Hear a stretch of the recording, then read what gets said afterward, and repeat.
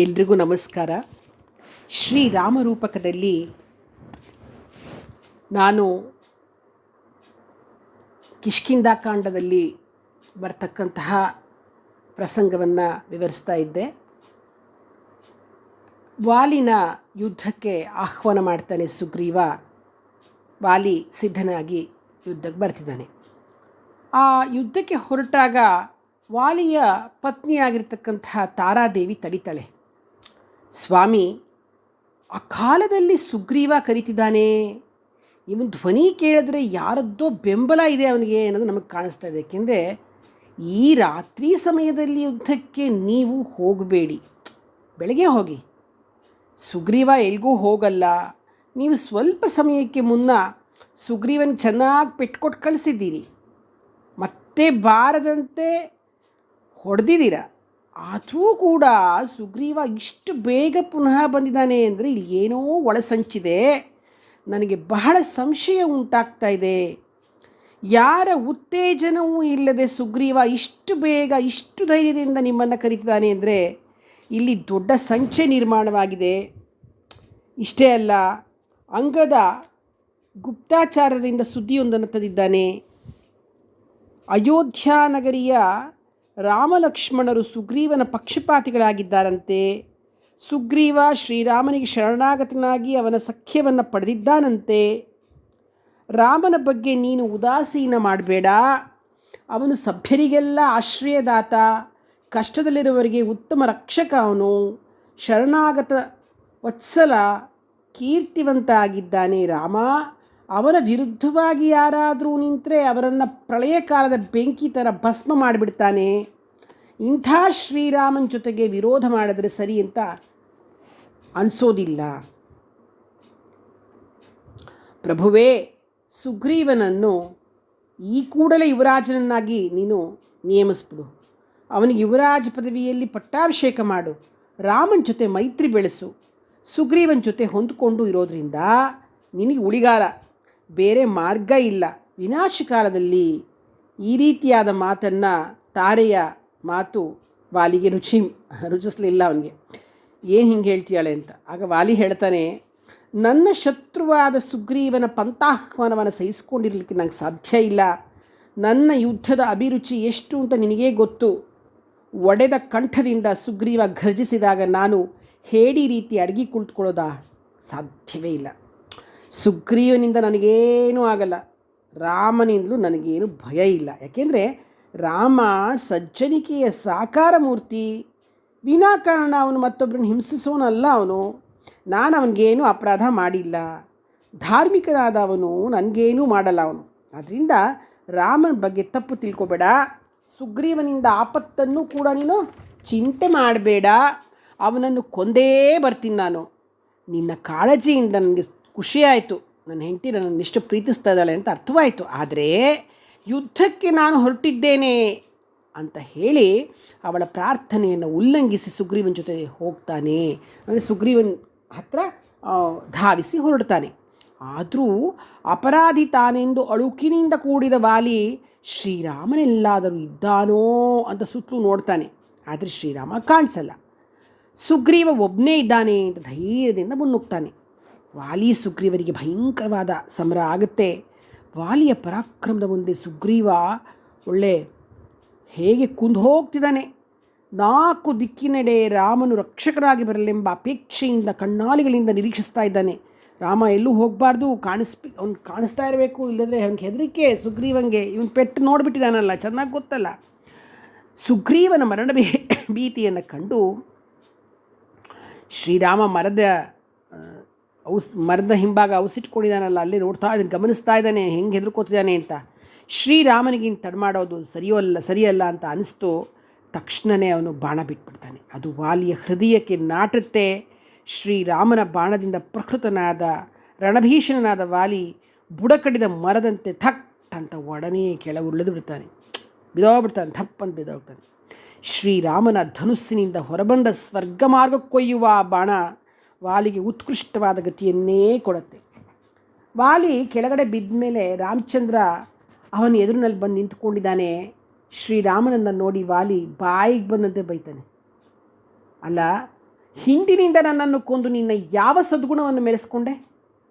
ನೀನೆಂಥ ಪರಾಕ್ರಮಿ, ನೀನೆಂತಹ ಸತಿಸಂಧ, ನೀನೇನು ಕರುಣಾಮೂರ್ತಿಯೋ ನಿಂತ ನನಗೆಲ್ಲರೂ ಹೇಳಿದರು, ನೀನು ಬಹಳ ಕರುಣಾಮೂರ್ತಿ, ಆಶ್ರಿತ ವತ್ಸಲ ಸತ್ಯಸಂಧ ಪರಾಕ್ರಮಿ ಅಂತ.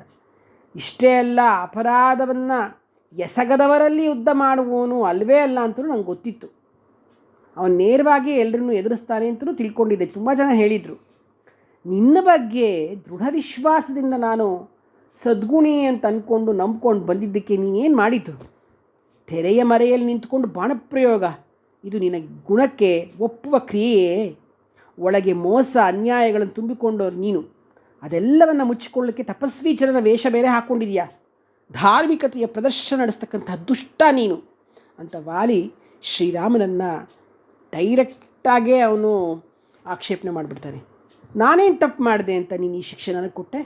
ನಾನು ನನ್ನ ಪಾಡಿ ನನ್ನ ರಾಜ್ಯದಲ್ಲಿದ್ದೆ, ನಿನ್ನ ಬಳಿ ಯುದ್ಧಕ್ಕೆ ಬಂದಿದ್ನಾ? ಇಲ್ಲ. ಹೀಗಿದ್ಮೇಲೆ ನನ್ನನ್ನು ಯಾಕೆ ನಿನ್ನ ಮರೆಯಲ್ಲಿ ನಿಂತ್ಕೊಂಡು ಬಾಣದಿಂದ ಹೊಡೆದೆ? ಸರಿನಾ ಇದು? ಸೂರ್ಯವಂಶದವನಾಗಿರ್ತಕ್ಕಂಥ ನಿನಗೆ ಇಂತಹ ಅಕೃತ್ಯ ಶೋಭೆಯೇ ಅಂತ ಇನ್ನೂ ತುಂಬ ಪ್ರಶ್ನೆಗಳನ್ನು ವಾಲಿ ಕೇಳ್ತಾ ಶ್ರೀರಾಮನನ್ನು ದೂಷಿಸಲಿಕ್ಕೆ ಶುರು ಮಾಡ್ತಾನೆ. ಆಗ ಶ್ರೀರಾಮ ವಾಲಿಗೆ ಹೇಳ್ತಾನೆ, ಧರ್ಮದ ರಹಸ್ಯ ಹೇಗಿದೆ ಅನ್ನೋದನ್ನು ನಾನು ಹೇಳ್ತೀನಿ, ಕೇಳ್ಕೊ. ಪರ್ವತ ವನಾರಣ್ಯಗಳಿಂದ ಕೂಡಿರ್ತಕ್ಕಂತಹ ಈ ಭೂಮಂಡಲ ಇಕ್ಷ್ವಾಕು ವಂಶದವರಿಗೆ ಸೇರಿದೆ. ಲೋಕದ ಯಾವ ಜನರಿಗೂ ಅನ್ಯಾಯ ಮಾಡಬಾರದು. ಸಾಮಾನ್ಯ ಶಿಶುವಿಗೆ, ಪ್ರಾಣಿಗೆ ಅನ್ಯಾಯವೆಸಗಿದ್ರೂ ಕೂಡ ಕೇಳುವ, ದಂಡಿಸುವ ಅಧಿಕಾರ ನಮಗಿದೆ. ನಾನು ಕೇವಲ ಅಯೋಧ್ಯಾಧಿಪತಿಯಲ್ಲ, ಅಯೋಧ್ಯೆಗೆ ಸಂಬಂಧಿಸಿರ್ತಕ್ಕಂಥ ದೇಶಗಳಿಗೆಲ್ಲ ನಾನೇ ಅಧಿಕಾರಿ. ದೇಶದ ಯಾವ ಮೂಲೆಯಲ್ಲಿ ಅನ್ಯಾಯ ನಡೆದರೂ ಅದನ್ನು ಹತ್ತಿಕ್ಕತಕ್ಕಂಥ ಜವಾಬ್ದಾರಿ ಕ್ಷತ್ರಿಯರದ್ದು. ಭರತ ಅಯೋಧ್ಯೆಗೆ ರಾಜನಾದರೆ ಅಯೋಧ್ಯೆಗೆ ಸಂಬಂಧಿಸಿದ ಪ್ರದೇಶಗಳಿಗೆಲ್ಲ ನಾನು ರಾಜ. ಭರತನಿಗೆ ಹೀಗೆಯೇ ಮಾತು ಕೊಟ್ಟಿದ್ದೆ. ಭರತನ ಭಾವನೆಗೆ ಅನುಗುಣವಾಗಿ ದುಷ್ಟರನ್ನು ನಿಗ್ರಹಿಸ್ತಾ ಬಂದಿದ್ದೀನಿ. ಇಂದು ನೀನು ಇಲ್ಲಿಗೆ ರಾಜನಾಗಿರಬಹುದು, ಆದರೆ ಯಾವ ಅಪರಾಧವನ್ನು ಮಾಡಿರ್ತಕ್ಕಂತಹ ಸುಗ್ರೀವನನ್ನು ನೀನು ಶಿಕ್ಷಣೆ ಮಾಡಿ ಅವಳ ಪತ್ನಿಯನ್ನು ಬಲಾತ್ಕರಿಸಿದ್ದೀಯಾ? ಈ ವ್ಯಭಿಚಾರಕ್ಕಿಂತ ದೊಡ್ಡ ಅಪರಾಧ ಏನಾದರೂ ಬೇಕಾ ಬೇರೆದು ಅಂತ ಹೇಳ್ತಾನೆ. ವಾಲಿಯು, ನನ್ನ ಮೈತ್ರಿಯ ಮೂಲಕ ಸೀತೆಯನ್ನು ಪಡಿಬಹುದಾಗಿತ್ತು ನೀನು. ಈ ಬಲಹೀನನಾಗಿರ್ತಕ್ಕಂಥ ಸುಗ್ರೀವನಲ್ಲಿ ಯಾಕೆ ಗೆಳೆತನ ಮಾಡಿಕೊಂಡೆ ಅಂತ ಕೇಳ್ತಾನೆ ಮಗ. ಆಗ ಶ್ರೀರಾಮ ಹೇಳ್ತಾನೆ, ನನಗೆ ಅಪವಿತ್ರ ಮೈತ್ರಿ ಬೇಕಾಗಿಲ್ಲ.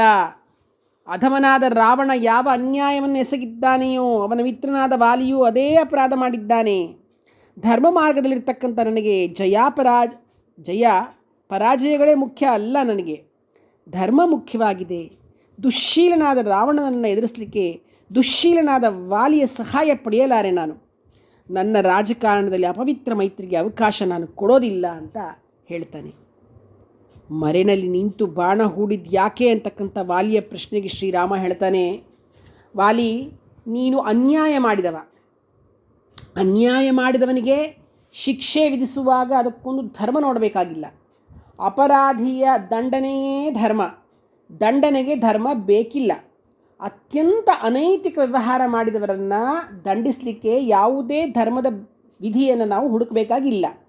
ಮನೆಯಲ್ಲಿ ಕಟ್ಟಿದ ಹಸುಗಳ ಮೇಲೆ ಹಸಿದ ಹೆಬ್ಬುಲಿಯ ಅತಿಕ್ರಮಣ ನಡೆದಾಗ ಹುಲಿಯ ದಂಡನೆ ಮುಖ್ಯವಾಗಿರ್ತಕ್ಕಂಥದ್ದು ಹೊರತು ಹುಲಿಯನ್ನು ಹಿಂದಿನಿಂದ ಹೊಡೆದ್ನೋ ಮುಂದಿನ ಹೊಡೆದ್ನೋ ಅನ್ನೋದು ಮುಖ್ಯ ಅಲ್ಲಪ್ಪ.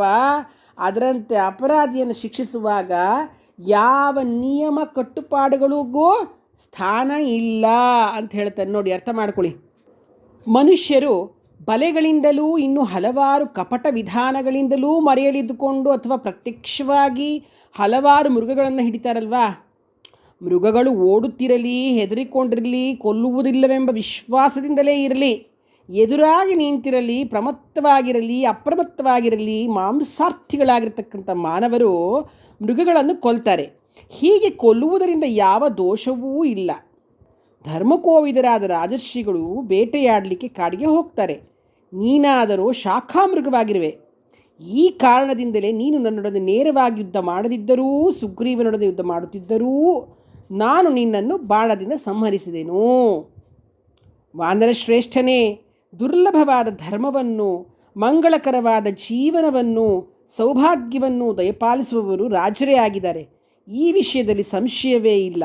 ಅಂತಹ ರಾಜರನ್ನು ಯಾವುದೇ ಕಾರಣದಿಂದಲೂ ಹಿಂಸಿಸಬಾರದು, ಅವರ ವಿಷಯದಲ್ಲಿ ಕೋಪಗೊಳ್ಳಬಾರದು, ಅಪ್ರಿಯವಾದ ಮಾತನ್ನೂ ಹೇಳಬಾರದು, ಆಕ್ಷೇಪಿಸಲೂಬಾರದು. ದೇವತೆಗಳೇ ಮನುಷ್ಯ ರೂಪದಲ್ಲಿ ರಾಜರಾಗಿ ಹುಟ್ಟಿ ಈ ಭೂಮಂಡಲವನ್ನು ಸಂಚರಿಸ್ತಾ ಇರ್ತಾರೆ.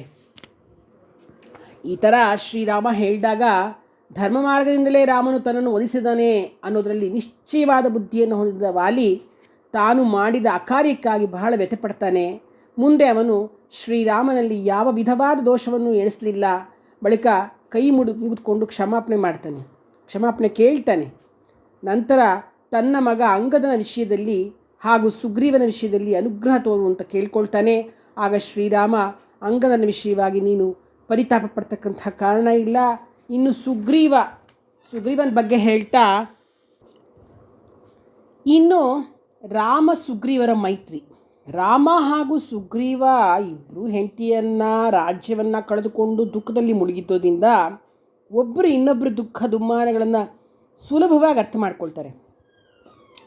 ರಾಮನ ಪರಾಕ್ರಮ ಸುಗ್ರೀವನಿಗೆ ಪರಿಚಯವಾಯಿತು. ವಾಲಿ ಮಾಡಿದ ಅನ್ಯಾಯದಿಂದ ಮುಕ್ತಗೊಳಿಸ್ತೀನಿ ಅಂತ ರಾಮನ ಮಾತು ಅವನಿಗೆ ಮುದ ನೀಡಿತು. ಸುಗ್ರೀವ ಸೀತೆಯನ್ನು ಅರಸುವ ಭಾರವನ್ನೂ ತಾನು ನಿಭಾಯಿಸುವುದಾಗಿ ಮಾತು ಕೊಟ್ಟ. ಇಬ್ಬರೂ ಅಗ್ನಿಸಾಕ್ಷಿಯಾಗಿ ಸ್ನೇಹವನ್ನು ದೃಢಪಡಿಸ್ಕೊಂಡ್ರು. ರಾಮನಾದ ನಾನು ಕೊಟ್ಟ ಮಾತಿನಂತೆ ವಾಲಿ ವಧೆಯನ್ನು ಮಾಡಿದ್ದೇನೆ ಅಂತ ಹೇಳ್ತಾನೆ. ಭರತನಂತಹ ತಮ್ಮನು, ತನ್ನಂತಹ ಮಗನೂ, ಸುಗ್ರೀವನಂತಹ ಮಿತ್ರನೂ ದೊರೆಯೋದು ಅಪರೂಪ ಅಂತ ಸುಗ್ರೀವ ಅವನ ಒಂದು ಸಖ್ಯವನ್ನು ಮನಸಾರೆ ಪ್ರಶಂಸಿಸ್ತಾನೆ. ಈ ಒಂದು ಸನ್ನಿವೇಶದಲ್ಲಿ ರಾಮನ ಮಾತುಗಳು ತುಂಬ ಆಪ್ಯಾಯವಾಗಿ ಕಾಣಿಸುತ್ತೆ. ನಂತರ ವಾಲಿಯ ಹೆಂಡತಿಯಾಗಿರ್ತಕ್ಕಂಥ ತಾರಾದೇವಿ ಯುದ್ಧದಲ್ಲಿ ಕಪಿಶಾರ್ದೂಲನಾದ ವಾಲಿ ರಾಮನ ಬಾಣದಿಂದ ಪೀಡಿತನಾಗಿ ಸತ್ತು ಹೋಗೋ ಸ್ಥಿತಿಯಲ್ಲಿದ್ದಾನೆ ಅಂತಕ್ಕಂತಹ ಸುದಾರುಣವಾದ ಮತ್ತು ಅಪ್ರಿಯವಾದ ವಾರ್ತೆಯನ್ನು ಕೇಳಿದ ತಕ್ಷಣ ಬಹಳ ಉದ್ವಿಗ್ನಳಾಗಿ ಅಂಗದನ ಜೊತೆ ಗಿರಿಗುಹೆಯಿಂದ ಹೊರಬರ್ತಾಳೆ. ಅಂಗದನ ಪರಿವಾರಕ್ಕೆ ಸೇರಿದ್ದ ಭೀಮಬಲರಾದ ವಾನರರು ಶ್ರೀರಾಮನನ್ನು ನೋಡಿ ಭಯಗ್ರಸ್ತರಾಗಿ ಪಲಾಯನ ಮಾಡ್ತಾರೆ. ಅವರನ್ನು ಕಂಡ ತಾರೆ, ನೀವ್ಯಾಕೆ ಹೀಗೆ ಹೆದರ್ಕೊಂಡು ಹೋಗ್ತಾ ಇದ್ದೀರಾ? ರಾಜ್ಯವನ್ನು ಪಡೆದುಕೊಳ್ಳುವ ಸಲುವಾಗಿ ಕ್ರೂರನಾದ ಸುಗ್ರೀವ ಅಣ್ಣಾದ ವಾಲಿಯನ್ನು ಶ್ರೀರಾಮನಿಂದ ಕೊಲಿಸಿದ. ಶ್ರೀರಾಮ ಬಹಳ ದೂರಕ್ಕೆ ಹೋಗುವ ಬಾಣಗಳಿಂದ ದೂರದಲ್ಲಿಯೇ ನಿಂತು ವಾಲಿಯನ್ನು ಸಂಹರಿಸಿದ. ಇದರಿಂದ ನೀವೇಕೆ ಪಲಾಯನ ಮಾಡ್ತಾ ಇದ್ದೀರಾ ಅಂತ ಅವಳು ಕೇಳ್ತಾಳೆ. ಆಗ ತಾರೆಯ ಮಾತನ್ನು ಕೇಳಿ ಕಪಿವರೇಣ್ಯರು ಹೇಳ್ತಾರೆ, ಜೀವತ್ ಪುತ್ರಳೆ, ನೀನು ಹಿಂದಿರುಗಿ ಹೋಗು, ಮಗನಾದ ಅಂಗದನ್ನಾದರೂ ರಕ್ಷಿಸಿಕೊಂಡಿರು. ಯಮಧರ್ಮನೇ ರಾಮನ ರೂಪವನ್ನು ತಾಳಿ ವಾಲಿಯನ್ನು ಯಮಪುರಿಗೆ ಒಯ್ತಾ ಇದ್ದಾನೆ ಅಂತ ಆ ರಾಮನ ಒಂದು ಶೌರ್ಯ ಯಾವ ರೀತಿ ಯಮನ್ ಥರ ಕಾಣಿಸ್ತಾನೆ, ಯಾವ ಥರ ಕಾಣಿಸ್ತಾನೆ ಅಂತಕ್ಕಂಥದ್ದನ್ನು ತಾರೆಗೆ ಹೇಳ್ತಾರೆ. ಯಮನೆಲ್ಲಿ ಕಾಣನೆಂದು ಕೇಳಬೇಡ, ಯಮನೇ ಶ್ರೀರಾಮ ಸಂದೇಹ ಬೇಡ.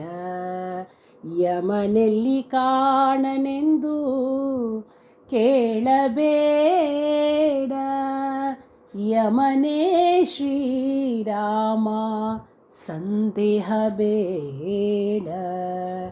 ಯಮನೆಲ್ಲಿ ಕಾಣನೆಂದು ಕೇಳಬೇಡ.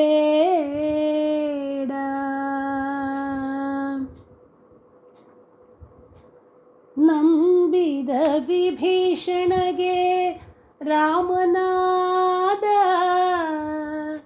ನಂಬಿದ ವಿಭೀಷಣಗೆ ರಾಮನಾದ, ನಂಬದಿದ್ದ ರಾವಣಗೆ ಯಮನಾದ, ನಂಬದಿದ್ದ ರಾವಣಗೆ ಯಮನಾದ.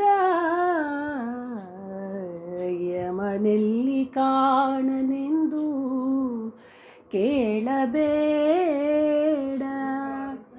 ಯಮನೇ ಶ್ರೀರಾಮ ಶ್ರೀರಾಮ ಸಂದೇಹ ಬೇಡ.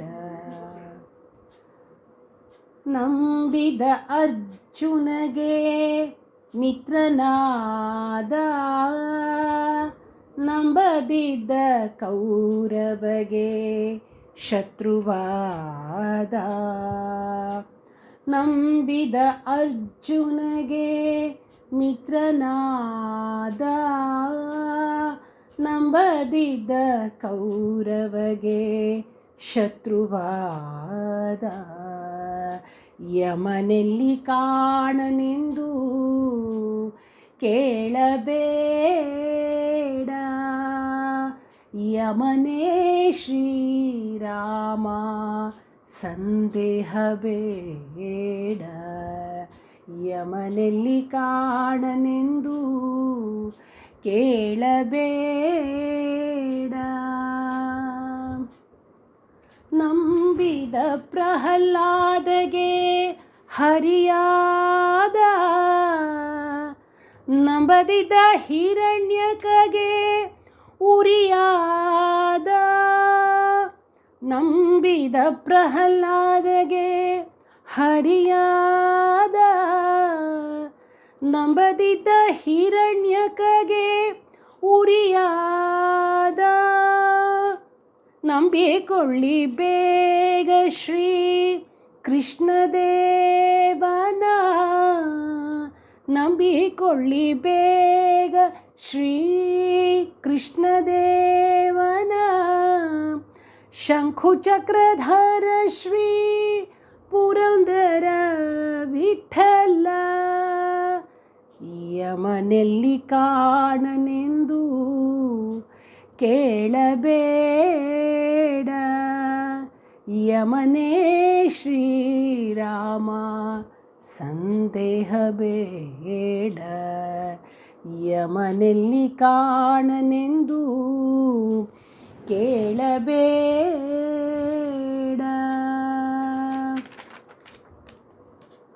ಹೀಗೆ ಕಪಿಶ್ರೇಷ್ಠರೆಲ್ಲ ತಾರೆಗೆ ರಾಮನ ವಿಷಯವನ್ನು, ರಾಮನ ಬಗ್ಗೆ ಹೇಳ್ತಾ ತಾರೆಯನ್ನು ಸಮಾಧಾನ ಮಾಡ್ತಾರೆ. ತಾರೆ ವಾಲಿಯನ್ನು ನೋಡಲಿಕ್ಕೆ ಬರ್ತಾಳೆ, ಅವಳಿಗೆ ಆಗೋದಿಲ್ಲ. ನೋಡೋಕ್ಕೆ ಬಂದು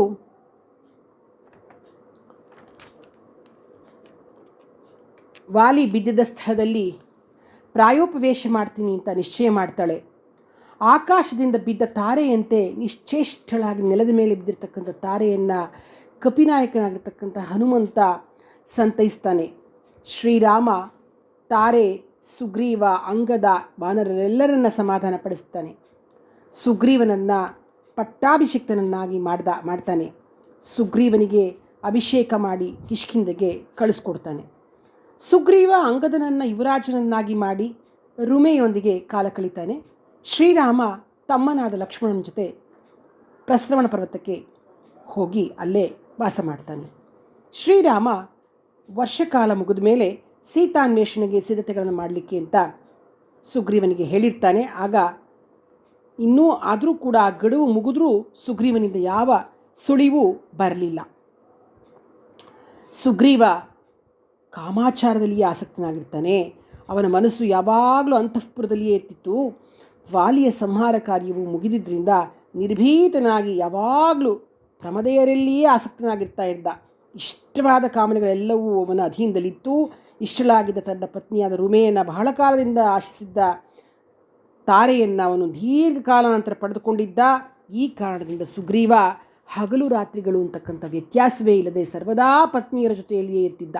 ರಾಜ್ಯದ ಸಂಬಂಧದಲ್ಲಿ ಅವನಿಗೆ ಯಾವ ಗಮನವೂ ಇರಲಿಲ್ಲ.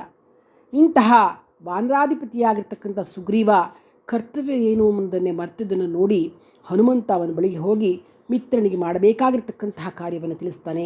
ಶ್ರೀರಾಮನು ಆಜ್ಞೆ ಮಾಡುವ ಮೊದಲೇ ತಾವು ಸೀತಾನ್ವೇಷಣೆಯ ಕಾರ್ಯದಲ್ಲಿ ನಾವು ತೊಡಗಬೇಕು, ಅದೇ ಸರಿಯಾಗಿರೋದು. ಸಕಾಲದಲ್ಲಿ ಸಮೀಚೀನವಾಗಿ ವಿವರಿಸಿ ಹೇಳಿದ ಹನುಮಂತನ ಮಾತುಗಳನ್ನು ಕೇಳಿ ಸತ್ವಸಂಪನ್ನನಾದ ಸುಗ್ರೀವ ತನ್ನ ಬುದ್ಧಿಯನ್ನು ಉತ್ತಮಪಡಿಸ್ಕೊಳ್ತಾನೆ. ಎಲ್ಲ ದಿಕ್ಕುಗಳಲ್ಲಿಯೂ ಇರತಕ್ಕಂಥ ತನ್ನ ಸಮಸ್ತ ಸೈನಿಕರನ್ನು ಕರೆಸ್ತಾನೆ. ಅದಕ್ಕೋಸ್ಕರ ನೀಲನನ್ನು ನಿಯೋಜನೆ ಮಾಡಿ ಹೇಳ್ತಾನೆ, ನೀಲ ಸಮಗ್ರ ಕಪಿಸೈನ್ಯವು ಎಲ್ಲ ಕಡೆಗಳಲ್ಲಿ ಇರತಕ್ಕಂಥ ನನ್ನ ಒಂದು ಯೂತಪತಿಗಳು ಸೇನಾ ನಾಯಕರ ಜೊತೆ ಶೀಘ್ರವಾಗಿ ಇಲ್ಲಿಗೆ ಬರಲಿಕ್ಕೆ ವ್ಯವಸ್ಥೆಗೊಳಿಸು. ಸೈನ್ಯ ಸಂಗ್ರಹವಾದ ನಂತರ ಮಾಡಬೇಕಾಗಿರ್ತಕ್ಕಂಥ ಕಾರ್ಯವನ್ನು ನೀನೇ ಸ್ವತಃ ನೋಡ್ಕೊಳ್ಬೇಕು. ಇಂದಿಗೆ 15 ದಿವಸಗಳೊಳಗಾಗಿ ಎಲ್ಲರೂ ಇಲ್ಲಿ ಬಂದು ಸೇರ್ಕೋಬೇಕು. ಈ ಅವಧಿ ಕಳೆಯೋದ್ರೊಳಗಡೆ ಯಾವ ವಾನರರು ಇಲ್ಲಿಗೆ ಬರೋದಿಲ್ವೋ ಅಂತಹವರಿಗೆ ಮರಣದಂಡನೇ ನಾನು ಕೊಡ್ತಕ್ಕಂಥ ಶಿಕ್ಷೆ. ನಿಶ್ಚಿತವಾಗಿರ್ತಕ್ಕಂಥ ಈ ನನ್ನ ಆಜ್ಞೆಯನ್ನು ಅಧಿಕರಿಸಿ ಅಂಗದನ ಜೊತೆ ನೀನೇ ವೃದ್ಧನ ವಾನರರ ಬಳಿಗೆ ಹೋಗಿ ಅವರಿಗೂ ತಿಳಿಸಬೇಕು ಅಂತ ವ್ಯವಸ್ಥೆ ಮಾಡಿ ಸುಗ್ರೀವ ತನ್ನ ಅರಮನೆಯನ್ನು ಪ್ರವೇಶಿಸ್ತಾನೆ. ಶ್ರೀರಾಮ ಇತ್ಲ ಕಡೆ ವರ್ಷಋತು ಮುಗಿದ್ರೂ ಇನ್ನೂ ಸುಗ್ರೀವನಿಂದ ಯಾವ ಸಮಾಚಾರವೂ ಬಂದಿಲ್ಲ. ವರ್ಷಋತುವಿನ ಮನೋಹರವಾದ ಪ್ರಕೃತಿ ಸುಖದಲ್ಲಿ ಸೊಬಗಿನಲ್ಲಿ ಶ್ರೀರಾಮ ಸೀತೆಯ ವಿರಹದಿಂದ ನೊಂದು ಬೆಂದಿದ್ದ. ಲಕ್ಷ್ಮಣನ ಕರೆದು ಹೇಳ್ತಾನೆ, ಲಕ್ಷ್ಮಣ, ನಿನ್ನ ಸಹಕಾರವಿರುವ ನನ್ನ ಪರಾಕ್ರಮವು ಸುಗ್ರೀವನಿಗೆ ಚೆನ್ನಾಗಿ ತಿಳಿದಿದೆ. ಆದರೂ ಕೂಡ ಸೀತಾನ್ವೇಷಣಾ ಕಾರ್ಯದಲ್ಲಿ ಅವನು ಕಾಲಾತೀತವಾಗಿದೆ ಅಂತಕ್ಕಂಥ ಚಿಂತೆಯೇ ಅವನಿಗಿಲ್ಲ ಆಗಿದೆ. ಲಕ್ಷ್ಮಣ, ನೀನು ಈಗಲೇ ಸುಗ್ರೀವನ ಬಳಿಗೆ ಹೋಗು, ನನ್ನ ರೋಷವು ಯಾವ ಮಟ್ಟದಲ್ಲಿದೆ ಅಂತಕ್ಕಂಥದ್ದನ್ನು ಅವನಿಗೆ ತಿಳಿಸಿ ಹೇಳು ಅಂತ ಹೇಳಿ ಕಳಿಸ್ತಾನೆ. ಸರಿ, ಇತ್ಲ ಕಡೆ ಲಕ್ಷ್ಮಣ ಕೋಪಾವಿಷ್ಟನಾಗಿ ಸುಗ್ರೀವನ ಸಂಹಾರ ಮಾಡಿಬಿಡ್ತೀನಿ ಅಂತಲೇ ಹೊರಟುಬಿಡ್ತಾನೆ. ಶ್ರೀರಾಮ ಹಾಗೆ ಮಾಡಬೇಡ, ಸುಗ್ರೀವನನ್ನು ಸಮಾಧಾನಪೂರ್ವಕವಾದ ಮಾತುಗಳಿಂದ ಎಚ್ಚರಿಸಬೇಕು ನೀನು ಅಂತ ಹೇಳ್ತಾನೆ. ಲಕ್ಷ್ಮಣ ಕೋಪದಿಂದಲೇ ಕಿಷ್ಕಿಂದೆಗೆ ಹೋಗ್ತಾನೆ. ಅಂಗದ ಅವನನ್ನು ನೋಡಿ ಬಹಳ ವಿಷಾದಗೊಂಡ್ತಾನೆ. ಲಕ್ಷ್ಮಣ ಅಂಗದನ ಮೂಲಕ ಸುಗ್ರೀವನಿಗೆ ಸಂದೇಶವನ್ನು ಕಳಿಸ್ತಾನೆ. ಸುಗ್ರೀವ ಅಮಾತ್ಯರೊಡನೆ ಅಂಗದನು ಹೇಳಿದ ಮಾತುಗಳನ್ನು ಕೇಳಿ ಲಕ್ಷ್ಮಣನು ಕುಪಿತನಾಗಿರ್ತಕ್ಕಂತಹ ವಿಷಯವನ್ನು ತಿಳಿದು ಆಸನವನ್ನು ಬಿಟ್ಟು ಮೇಲೆ ಹೇಳ್ತಾನೆ. ಲಕ್ಷ್ಮಣ, ಯಾಕೆ ಕೋಪಗೊಂಡಿದೆಯಾ ಅಂತ ಕೇಳಿದಾಗ ಹನುಮಂತನು ಹೇಳ್ತಾನೆ, ಮದ್ಯಪಾನದಿಂದ ಪ್ರಮತ್ತನಾಗಿರುವ ನೀನು ಸೀತಾನ್ವೇಷಣೆಯ ಕಾಲವು ಮೀರಿ ಹೋಗಿರುವುದನ್ನು ತಿಳ್ಕೊಂಡಿಲ್ಲ. ನೀನು ಮೀರಿ ಹೋಗಿದೆ ಅನ್ನೋದು ನಿಂಗೆ ಗೊತ್ತಾಗ್ತಾ ಇಲ್ಲ. ವರ್ಷ ಋತು ಮುಗಿದು ಶರತ್ಕಾಲ ಆರಂಭವಾಗಿದೆ. ಸೀತೆಯನ್ನು ಹುಡುಕಬೇಕಾಗಿರ್ತಕ್ಕಂಥ ಕಾಲ ಸನ್ನಿಹಿತವಾಗಿದೆ ಅಂತಕ್ಕಂಥದ್ದನ್ನು ತಿಳಿದಿಲ್ಲ. ನೀನು ಮೈ ಮರೆತಿದೆಯಾ ಅಂತಕ್ಕಂಥದ್ದು ಸ್ಪಷ್ಟವಾಗಿರೋದ್ರಿಂದಲೇ ನಿನ್ನನ್ನು ಎಚ್ಚರಿಸಲಿಕ್ಕೆ ಲಕ್ಷ್ಮಣ ಇಲ್ಲಿಗೆ ಬಂದಿದ್ದಾನೆ. ನೀನು ರಾಮಲಕ್ಷ್ಮಣರ ಆಜ್ಞೆಯನ್ನು ಮನಸ್ಸಿನಿಂದ ಕೂಡ ಉಲ್ಲಂಘಿಸುವುದು ಯುಕ್ತ ಅಲ್ಲ ಅಂತ ಹನುಮಂತ ಹೇಳ್ತಾನೆ. ಸುಗ್ರೀವ ಉಗ್ರ ಪ್ರತಾಪಿಯಾದ ಲಕ್ಷ್ಮಣನ ಆಗಮನದ ವಾರ್ತೆಯನ್ನು ಕೇಳಿ ನಡುಗ್ಬಿಡ್ತಾನೆ. ಅವನನ್ನು ಸಮಾಧಾನ ಪಡಿಸಬೇಕು ಅಂತ ತಾರೆಯನ್ನು ಕಳಿಸ್ಕೊಡ್ತಾನೆ. ನೀನು ಹೋಗಿ ಸ್ವಲ್ಪ ಅವನಿಗೆ ಸರಿಯಾಗಿ ಮಾತಾಡಿಸು ಅನ್ನೋದನ್ನು ಹೇಳಿ ಕಳಿಸ್ತಾನೆ. ಮಹಾತ್ಮರಾದವರು ಸ್ತ್ರೀಯರ ವಿಷಯದಲ್ಲಿ ಕ್ರೌರ್ಯವಾದ ಕಾರ್ಯವನ್ನು ಯಾವತ್ತೂ ಮಾಡೋದಿಲ್ಲ. ತಾರೆಯನ್ನು ನೋಡಿ ಲಕ್ಷ್ಮಣ ಉದಾಸೀನತೆಯನ್ನು ತಗ್ಗಿಸ್ಕೊಂಡು ನಿಂತ್ಕೊಂಡ್ಬಿಡ್ತಾನೆ. ಹೆಂಗಸಿನ ಮುಂದೆ ಅವನ ಕೋಪವೆಲ್ಲ ಉಡುಗೋಯಿತು. ತಾರೆಯು ಲಕ್ಷ್ಮಣನ ಕೋಪಕ್ಕೆ ಕಾರಣ ಎಂದು ಕೇಳಿದಾಗ ಲಕ್ಷ್ಮಣ ಕಾರಣ ತಿಳಿಸ್ತಾನೆ. 4 ತಿಂಗಳಾದರೂ ಸುಗ್ರೀವನು ಮದೋನ್ಮತ್ತನಾಗಿದ್ದಾನೆ, ಶೋಧ ಕಾರ್ಯಕ್ಕೆ ಪ್ರವೃತ್ತನಾಗಿಲ್ಲ ಅಂದಾಗ ತಾರೆ ಹೇಳ್ತಾಳೆ, ಅವಳು ಲಕ್ಷ್ಮಣನ ಕರೆದುಕೊಂಡು ಹೋಗ್ತಾಳೆ ಅಂತಃಪುರಕ್ಕೆ.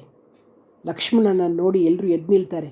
ಲಕ್ಷ್ಮಣ ಹೇಳ್ತಾನೆ, ಕಪೀಶ್ವರನೇ, ಹಿಂದೆ ಮಿತ್ರರಿಂದ ಉಪಕಾರವನ್ನು ಹೊಂದಿ ಕೃತಾರ್ಥನಾಗಿ ತಾನು ಪಡೆದ ಉಪಕಾರಕ್ಕೆ ಪ್ರತ್ಯುಪಕಾರವನ್ನು ಮಾಡಿರ್ತಕ್ಕಂಥ ಕೃತಜ್ಞನು ಸರ್ವ ಪ್ರಾಣಿಗಳಿಂದ ಒದಿಸಲ್ಪಡಲು ಅರ್ಹನಾಗ್ತಾನೆ.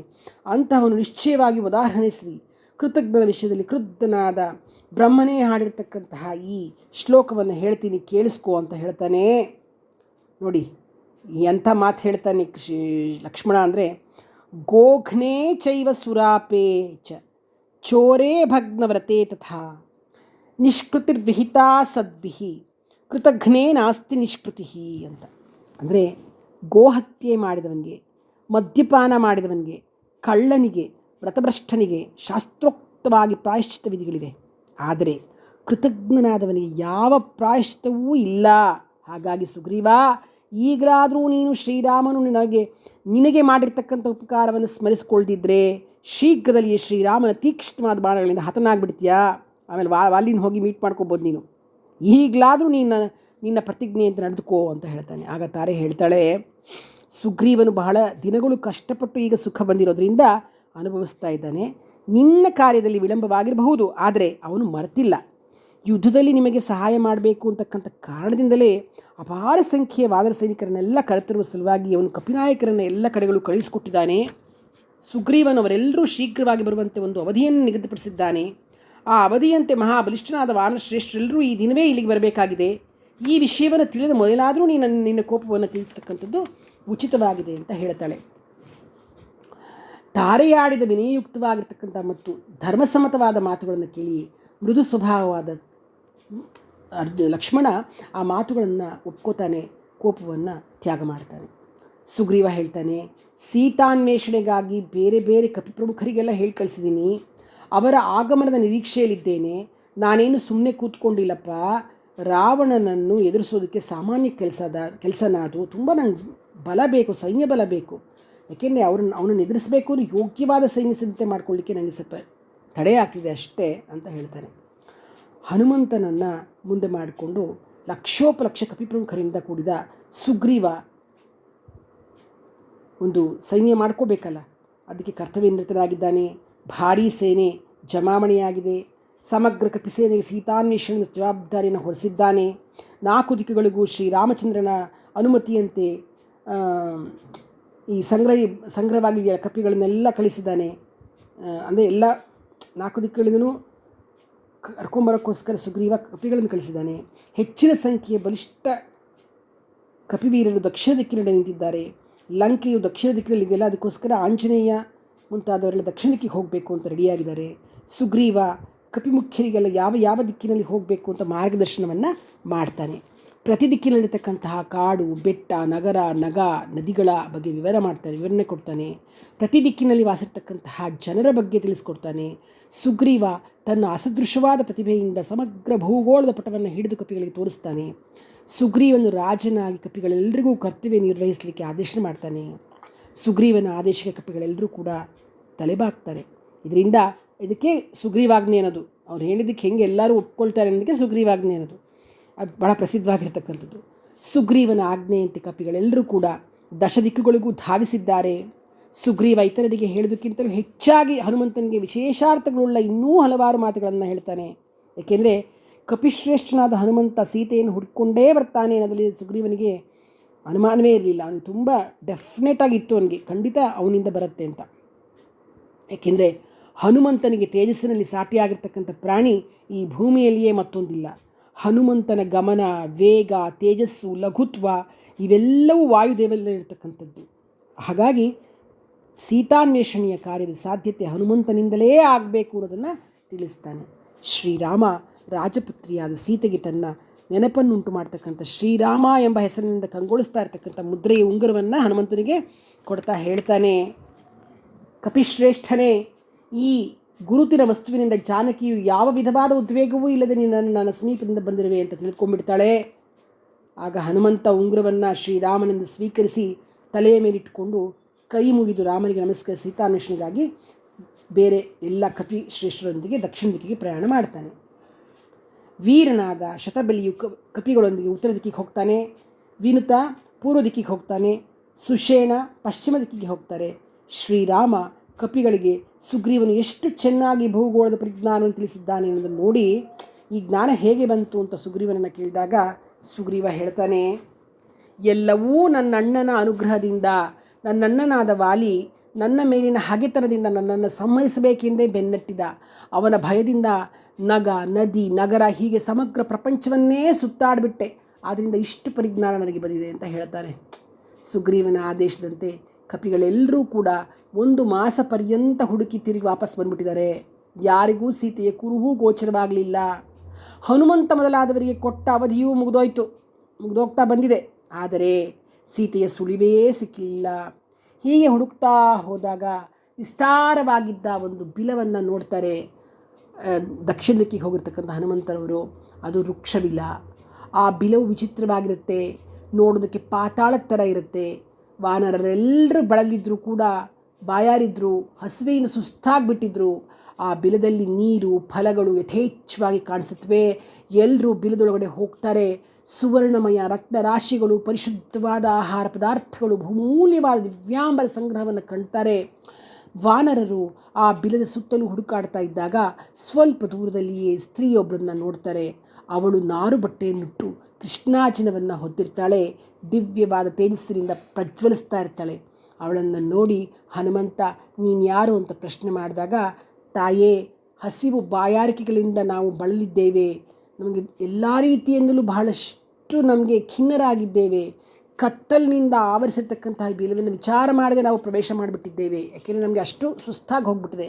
ಇಲ್ಲಿರ್ತಕ್ಕಂತಹ ವಿಧ ವಿಧವಾದ ಅದ್ಭುತವಾದ ಅಸದೃಶವಾಗಿರ್ತಕ್ಕಂತಹ ಹಿಂದೆಂದೂ ಕಾಣದಿರ್ತಕ್ಕಂಥ ಪದಾರ್ಥಗಳನ್ನು ನೋಡಿ ವ್ಯಥಿತರು, ಭ್ರಾಂತರು, ಬುದ್ಧಿಗೆಟ್ಟವರು ಆಗಿದ್ದೇವೆ. ತಾಯಿ, ನೀವ್ಯಾರು? ಈ ಅದ್ಭುತ ಗುಹೆ ಯಾರ್ದು? ಈ ಸುವರ್ಣಮಯ ಕಮಲ, ಆನೆ, ಮೀನುಗಳು ಹೇಗೆ ಬಂತು? ಪರಮಾದ್ಭುತ ವಸ್ತುಗಳೆಲ್ಲವೂ ಯಾರಿಗೆ ಸೇರಿದ್ದು ಅಂತ ಕೇಳ್ತಾನೆ. ಆಗ ಆ ತಾಪಸ್ಸಿಯು ಹೇಳ್ತಾಳೆ, ವಾನರ ಶ್ರೇಷ್ಠನೇ, ಮಹಾ ತೇಜಸ್ವಿಯಾದ ಮಾಯಾವಿಯಾದ ಮಯನೆಂಬ ಹೆಸರಿನ ಅಸುರಶ್ರೇಷ್ಠರಿದ್ದ. ತನ್ನ ಮಾಯಾ ಪ್ರಭಾವದಿಂದ ಅವನು ಈ ಸುವರ್ಣಮಯವಾಗಿರ್ತಕ್ಕಂಥ ವನವೆಲ್ಲ ನಿರ್ಮಿಸ್ತಾನೆ. ಅವನು ಈ ಮಹಾವನದಲ್ಲಿಯೇ 1000 ವರ್ಷಗಳ ಕಾಲ ಬ್ರಹ್ಮನನ್ನು ಕುರಿತು ತಪಸ್ಸನ್ನು ಮಾಡಿ ಅವನಿಂದ ಅಮೋಘವಾದ ವರವನ್ನು ಪಡೆದುಕೊಳ್ತಾನೆ. ಅದರ ಪರಿಣಾಮವಾಗಿ ಶಕ್ರನಲ್ಲಿದ್ದ ಎಲ್ಲ ಐಶ್ವರ್ಯವು ಮಯನಿಗೆ ಸೇರಿಕೊಳ್ಳುತ್ತೆ. ಮಾಯಾ ಸೌಧ ಅಂದರೆ ಈ ಸೌಧವನ್ನು ನಿರ್ಮಿಸಿ ಸ್ವಲ್ಪ ಕಾಲ ಸುಖವಾಗಿ ವಾಸ ಮಾಡಿಕೊಂಡಿದ್ದ ದೇವತೆಗಳಿಗೆ ಒಡೆಯನಾಗಿರ್ತಕ್ಕಂಥ ಇಂದ್ರ ಹೇಮೆ ಎಂಬ ಅಪ್ಸರೆಯಲ್ಲಿ ಆಸಕ್ತನಾಗಿದ್ದ ದಾನವ ಶ್ರೇಷ್ಠನಾದ ಮಯನನ್ನು ವಜ್ರಾಯುಧವನ್ನು ಸಂಹರಿಸಿಬಿಟ್ಟ. ಮಯನ ಮರಣಾನಂತರ ಬ್ರಹ್ಮ ಈ ಶ್ರೇಷ್ಠವಾದ ವನವನ್ನು, ಶಾಶ್ವತವಾದ ಕಾಮೋಪಭೋಗ ವಸ್ತುಗಳನ್ನೆಲ್ಲ, ಸುವರ್ಣಮಯವಾಗಿರ್ತಕ್ಕಂಥ ಈ ಸಾಧನವನ್ನೆಲ್ಲ ಹೇಮೆಗೆ ವಹಿಸಿಕೊಟ್ಬಿಡ್ತಾನೆ. ಸರಿ, ಮೇರುಸಾವರ್ಣಿಯ ಮಗಳಾಗಿರ್ತಕ್ಕಂಥ ಸ್ವಯಂಪ್ರಭಾ ಎಂಬ ಹೆಸರನ್ನು ನಾನು ಹೇಮೆಯ ಈ ದಿವ್ಯ ಭವನವನ್ನು ರಕ್ಷಿಸ್ತಾ ಇದ್ದೇನೆ. ನೃತ್ಯಗೀತೆಗಳಲ್ಲಿ ವಿಶಾರದಳಾಗಿರ್ತಕ್ಕಂಥ ಹೇಮೆಯು ನನ್ನ ಪ್ರಿಯ ಸಖಿಯು. ಅವಳಿಂದ ವರವನ್ನು ಪಡೆದುಕೊಂಡಿರುವ ನಾನು ಈ ಮಹಾಸೌಧವನ್ನು ರಕ್ಷಿಸ್ತಾ ಇದ್ದೇನೆ. ವಾನರೋತ್ತಮರೇ, ನೀವು ಇಲ್ಲಿ ಯಾವ ಕಾರ್ಯದ ನಿಮಿತ್ತರಾಗಿ ಬಂದಿದ್ದೀರಾ? ಯಾರಿಂದಲೂ ನೋಡಲು ಕೂಡ ಅಸಾಧ್ಯವಾಗಿರ್ತಕ್ಕಂಥ ಈ ವನ ನಿಮ್ಮ ಕಣ್ಣುಗಳಿಗೆ ಹೇಗೆ ಗೋಚರಿಸಿತು? ಮೊದಲು ನೀವು ದಡಿಮಾರಿಸಿಕೊಂಡು ನಂತರ ಹೇಳ್ರಿ ಅಂತ ಹೇಳ್ತಾಳೆ. ಆಗ ವಾನರರೆಲ್ಲರೂ ಹೊಟ್ಟೆ ತುಂಬ ತಿಂದು ತಾವು ಬಂದ ವಿಷಯವನ್ನು ತಿಳಿಸ್ತಾರೆ. ಸೀತೆಯನ್ನು ಹುಡುಕೋದು ನಮ್ಮ ಮುಖ್ಯ ಕಾರ್ಯವಾಗಿದೆ. ಈ ಕಾರ್ಯ ಸಾಧನೆಗಾಗಿಯೇ ನಾವಿಲ್ಲಿಗೆ ಬಂದಿದ್ದೇವೆ. ಹಸಿವು ಬಾಯಾರಿಕೆಗಳಿಂದ ಸಾಯುವುದರಲ್ಲಿದ್ದ ನಮ್ಮನ್ನು ನೀನು ರಕ್ಷಿಸಿದ್ದೀಯಾ? ನೀನು ಮಾಡಿರ್ತಕ್ಕಂಥ ಈ ಉಪಕಾರಕ್ಕೆ ಯಾವ ಪ್ರತ್ಯುಪಕಾರವನ್ನು ವಾನರರು ಮಾಡಬೇಕೆಂದು ಹೇಳು. ವಾನರೆಲ್ಲರೂ ನೀನು ಹೇಳಿದ ಕಾರ್ಯವನ್ನು ಮಾಡಿಕೊಡಲಿಕ್ಕೆ ಸಿದ್ಧರಾಗಿದ್ದಾರೆ ಅಂತ ಹೇಳ್ತಾರೆ. ಆಗ ಸ್ವಯಂಪ್ರಭೆ ಹೇಳ್ತಾಳೆ, ಧರ್ಮದಿಂದ ಜೀವನ ನಡೆಸ್ತಾ ಇರ್ತಕ್ಕಂಥ ನನಗೆ ಯಾರ ಸಹಾಯವೂ ಬೇಡ, ನಿಮಗೇನು ಬೇಕೋ ಅದನ್ನು ಕೇಳಿ ಅಂತ ಹೇಳಿದಾಗ ಹನುಮಂತ ಹೇಳ್ತಾನೆ, ತಾಯೇ, ಸುಗ್ರೀವನು ಎಷ್ಟು ಅವಧಿಯೊಳಗಡೆ ಹಿಂದಿರುಗಬೇಕೆಂದು ನಮಗೆ ನಿಗದಿ ಮಾಡಿ ಹೇಳಿದ್ದನೋ ಆ ಅವಧಿಯ ಸಮಯವು ಈ ಬಿಲದಲ್ಲಿ ತಿರುಗಾಡ್ತಿರುವಾಗಲೇ ಕಳೆದು ಹೋಯಿತು. ಸುಗ್ರೀವಾಜ್ಞೆಯನ್ನು ನಾವು ಮೀರಿಬಿಟ್ಟಿದ್ದೇವೆ. ನಾವೀಗಲೇ ನಮ್ಮ ಆಯುಷ್ಯವನ್ನು ಕಳೆದುಕೊಂಡು ಬಿಟ್ಟಿದ್ದೇವೆ. ಇಂತಹ ಸಮಯದಲ್ಲಿ ನಮ್ಮನ್ನು ಈ ಬಿಲದಿಂದ ಬಿಡುಗಡೆ ಮಾಡೋದು ನಿಮಗೆ ಯೋಗ್ಯವಾಗಿದೆ. ಆಗ ಸ್ವಯಂಪ್ರಭೆ ಹೇಳ್ತಾಳೆ, ವಾನರರೇ, ಈ ಬಿಲಕ್ಕೆ ಪ್ರವೇಶಿಸಿದ ಮೇಲೆ ಜೀವಸಹಿತವಾಗಿ ಹೊರಕ್ಕೆ ಹೋಗ್ತಕ್ಕಂಥದ್ದು ದುಷ್ಕರ ಅಂತಲೇ ಹೇಳ್ತೇನೆ. ನಾನು ಪಡೆದುಕೊಂಡಿರ್ತಕ್ಕಂಥ ಪುಣ್ಯದಿಂದ, ತಪಸ್ಸಿನ ಪ್ರಭಾವದಿಂದ ಎಲ್ಲ ವಾನರರನ್ನು ಗುಹೆಯಿಂದ ಹೊರಹೋಗುವಂತೆ ಮಾಡ್ತೇನೆ. ಎಲ್ಲರೂ ಕಣ್ಣುಗಳನ್ನು ಮುಚ್ಕೊಳ್ಳಿ. ಕಣ್ಣುಗಳನ್ನು ತೆರೆದುಕೊಂಡು ಈ ಬಿಲದಿಂದ ಹೊರಹೋಗಲಿಕ್ಕೆ ಯಾರಿಗೂ ಸಾಧ್ಯ ಆಗೋದಿಲ್ಲ ಅಂತ ಹೇಳ್ತಾಳೆ. ವಾನರರೆಲ್ಲರೂ ಕಣ್ಮುಚ್ಚಿಕೊಂಡ್ರೂ ಕ್ಷಣ ಮಾತ್ರದಲ್ಲಿ ಎಲ್ಲರೂ ಸ್ವಯಂಪ್ರಭೆಯ ಸಹಿತ ಸಮುದ್ರದ ತಟ್ಟದ ಬಳಿಗೆ ಬಂದುಬಿಟ್ಟಿದ್ದಾರೆ. ಸ್ವಯಂಪ್ರಭೆ ಎಲ್ರಿಗೂ ಶುಭ ಕೋರಿ ವಾಪಸ್ಸಾಗ್ತಾಳೆ. ಇದಿಷ್ಟು ಸೀತಾನ್ವೇಷಣೆಗಾಗಿ ಹೊರಟಿದ್ದ ಹನುಮಂತನ ಸೈನ್ಯ, ಹನುಮಂತನ ಒಂದು ಸೈನ್ಯ ಏನಿದೆ ಅದು ಬಿಲದಿಂದ ವಾಪಸ್ ಬಂದು ಸಮುದ್ರ ತಟಕ್ಕೆ ಬಂದಿದ್ದಾರೆ. ಮುಂದೇನಾಗತ್ತೆ ಅಂತಕ್ಕಂಥದ್ದನ್ನು ಮುಂದಿನ ಸಂಚಿಕೆಯಲ್ಲಿ ತಿಳಿದುಕೊಳ್ಳೋಣ. ಧನ್ಯವಾದಗಳು.